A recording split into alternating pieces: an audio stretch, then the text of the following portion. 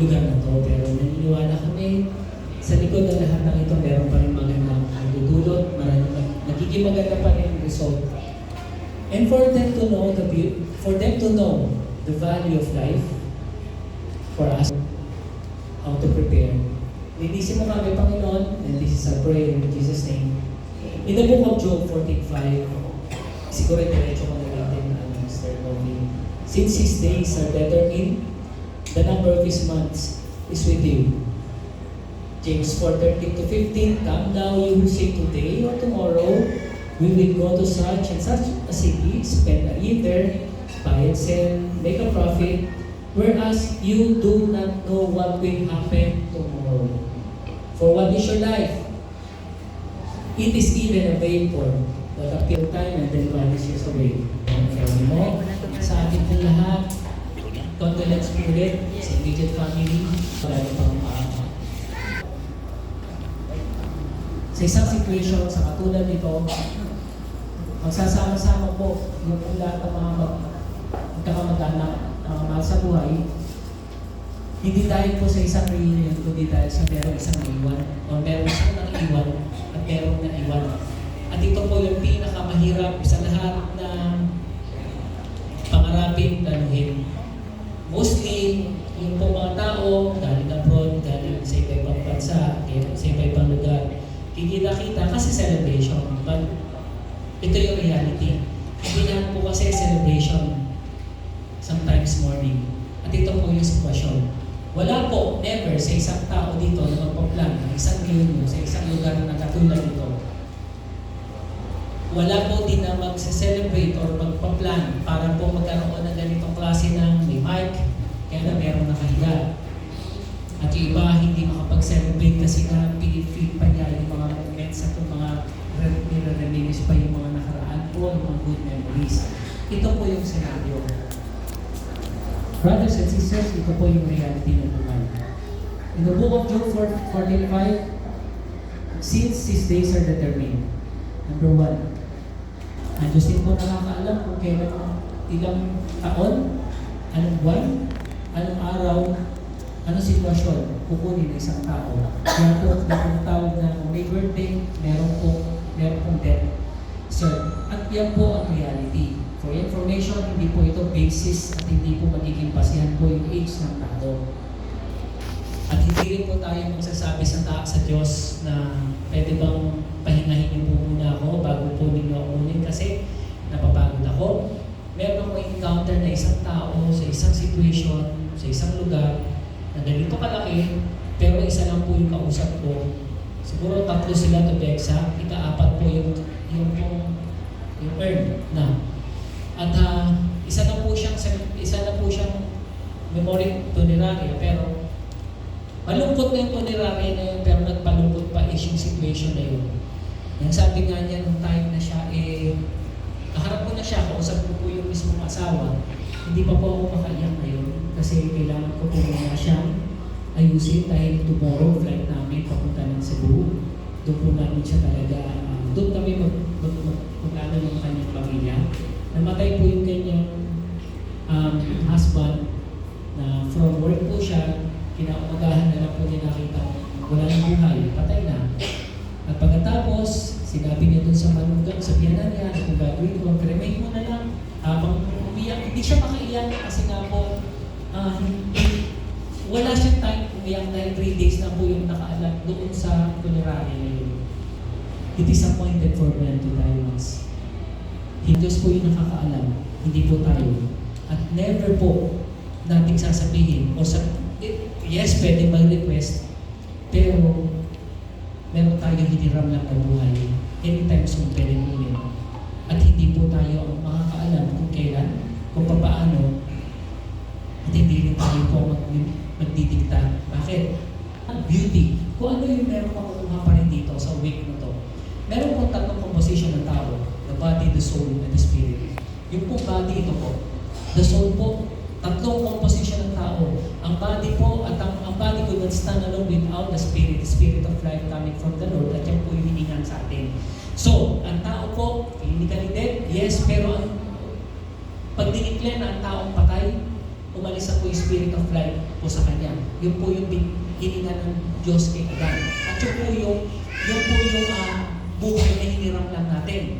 So yung sinasabi kong borrowed life, ang Diyos lang ang nagbigay sa atin. Hindi na tayo ang may kapangyarihan, karapatan para sabihin sa Diyos, sa pwede pa 60 years old, 70 years old, 80 years old. No! Kasi ito po yun.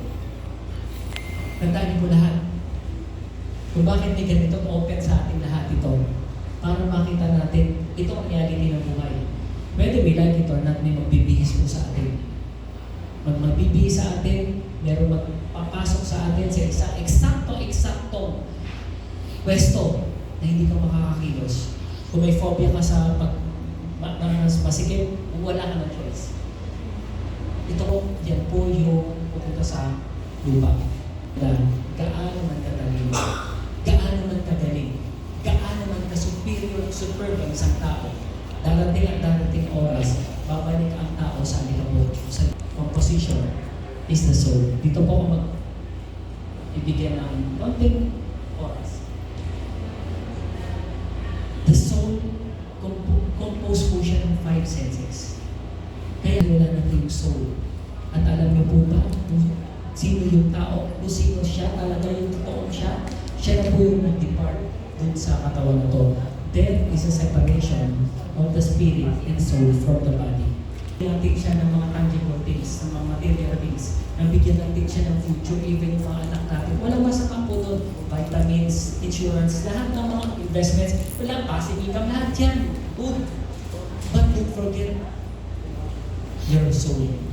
Dahil ang soul ng totoong ikaw, yun ang totoong nalilingkod, yun ang totoong magiging masaya. Yun ang totoong tao, yun ang totoong ako. Nagsasalita ako ngayon, pero sooner or later, hiram lang tong buhay na to. Sooner or later, ganito rin mangyayari sa akin. Hindi na makapagsalita pa. Kasi wala na yung soul, wala na yung 5 senses. At ang kaluluwa mo, pinaka-importante sa lahat, sa harapan ng Diyos, yung kaluluwa mo. Dahil ikaw yung tao yun. Yung pangalan mo, siya yung ikaw talaga na nakatira lang sa temporary vessel na to, na eventually pag alis mo na rito, pupunta ka na doon sa pinaka-final destination, either eternal life, eternal damnation. Alala ko po nung bata ako nung, alam natin ang cremation, pag ikaw buhay, masusunog ka, aaray ka. Pero hindi na siya aray. Dahil walang senses sa kanya. I'm not saying na alisin natin, huwag natin bigyan ng parangal ng katawan ng tao, no? Hindi po. Pero reality, tingnan mo, kahit sunugin siya, hindi na siya aray. Kasi wala na yung pangdamdam sa kanya. Wala na yung isa sa senses, yung nakakaramdam. Hindi na rin siyang maiyak. Tayo kaunting galit lang sa atin, kaunting pagalit, kaunting bully, kaunting salita lang na masakit, iiyak ka na eh. Kasi andun yung senses. Yun yung ikaw. And sana i-end din natin ang pinaka-ultimate life na gusto ng tao, yung mapunta ng heaven. At yun po yung nag-motivate po sa akin. For information sa lahat po ng mga kabataan na dito. Yan ang triggering point sa akin. Ayaw ko mapunta ng hell. Kasi alam ko totoo hell. Totoo. Pero mo susunugin ka sa hell. Yung mapasok ka na ng plancha kung naapoy, iiyak ka na, aray ka na. How much mo nung susunugin ka? Mabuti na to. Tapos na yung paghihirap ko, pero hindi na siya tatanda. Dahil ang soul hindi matanda. Paano natin i-value yung soul natin? Dahil nandito pa tayo sa lupa. In the book of 1 Corinthians 53 and 40, na po, ang gospel of salvation po nagaling kay Jesus Christ. Pero meron siyang point hanggang until now. Meron siyang effect, meron siyang power, meron siyang gusto pa rin na kailangan mag-manifest at magkaroon ng material actualization sa bawat isa. Moreover, brethren, I declare to you the gospel which I preached to you, which you also received and in which you stand, by which also you are saved, if you hold fast that word which I preached to you, unless you believe in vain. For I delivered to you first of all that which I also received, that Christ died for our sins. Then yung pinaka-ginawa ni Jesus Christ sa cross of Calvary 2,000 years ago, namatay siya sa cross for us. He was buried. manifest, magkaroon ng maganap sa atin. In the book of Acts 2:38, then Peter said to them, repent. Repentance is the type of the Lord. Nung siya naman tayo, repentance ang kailangan ng tao. Hindi pwede ng tao po ay, tulad nga sa isang relationship, hindi pa pwede, okay na tayo. Hanggat hindi mo sinasabing salitang sorry at patawad. Patawad po. Repentance, very much important sa isang tao. Number 2, baptism in the name of Jesus Christ for the remission of your sins is nothing to do with the religion. For your information po, ito ang pinakamatinding dapat natin malaman. Wala po kinalaman na religion sa baptism in the name of Jesus Christ of Nazareth. Dahil ang baptism in the name of Jesus Christ of Nazareth is a typology ng paglilibig kay Jesus Christ. Ililibig ka sa dugo ni Jesus Christ, ililibig ka sa pangalan ni Jesus, at pagkatapos yung pinag-repentan mo, yung po yung ililibig sa tubig in the name of Jesus Christ of Nazareth. Ulitin ko, in the name of Jesus Christ of Nazareth, kailangan ng tao magkaroon ito ng magkaroon ng kaganapan ito sa isang tao in the name of Jesus Christ of Nazareth. Lahat ng gagawin ng tao, lahat ng gagawin natin, magpe-pray ka in Jesus' name. Hingi ka ng tawad in Jesus' name. Hingi ka ng tulong in Jesus' name. Magpe-pray ka, Lord, sa pangalan ni Jesus. We bless mo kayo. But in the name of Jesus Christ, we need to be baptized. It is a process. We need to undergo that process in the name of Jesus Christ of Nazareth. Be baptized sa tubig. Third, si Jesus ay nabuhay ulit sa ating naman. And then, the Holy Spirit of Jesus Christ, the Holy Spirit of God, yun naman ang tutulong sa atin para magkaroon tayo ng guide. Kung sinasabi dito magkakamali, importante, napaka-posible. Pero please, meron kang guide galing sa Holy Spirit na mismo ang Diyos yung ibabaptize sa atin. I think, sa pagkakataon ito, sabi ko na po, yung pinaka-very reason bakit kailangan po natin malaman ito is taking care of our soul. Let's follow our soul kasi importante yung soul. Ang totoong ikaw, yung nakapira sa temporary vessel na yan. Hindi ko, sooner or later, siya yung now showing. Pero totoo nun, katulad ng nasa po ninyo, kahapon sa araw, siya yung now showing, but siya yung next picture. Parang katulad lang ng movie yan. Siya ngayon ang inutungaw. Hindi natin alam at itong situation, itong lugar na to, pagkatapos ang creation na to, meron na ulit pupunta rito, may higa na ulit dito. At yan ang pinaka-sitwasyon na dapat natin malaman ang laki. Reality po ito. Dahil ang susunod po dito, hindi natin ang kung sino. Maring ako. Dahil ako takot mamatay noon. Sabi ko po sa inyo, takot ako mapunta ng impyerno. Kaya takot talaga ako. Kasi alam ko, may impyerno talaga ako sa ginagawa kasalanan. At alam ko, meron din kayo mga ganong conviction. Kaya nag-motivate sa akin, gusto ko, ayaw ko na mapunta sa impyerno. Ulitin ko, sinabi ko ito sa prayer ko, so ulitin ko, sasabihin ko ulit. Puro impyerno na yung buhay ko. Ayaw ko sa impyerno pa ako mapupunta after itong buhay ko na ito.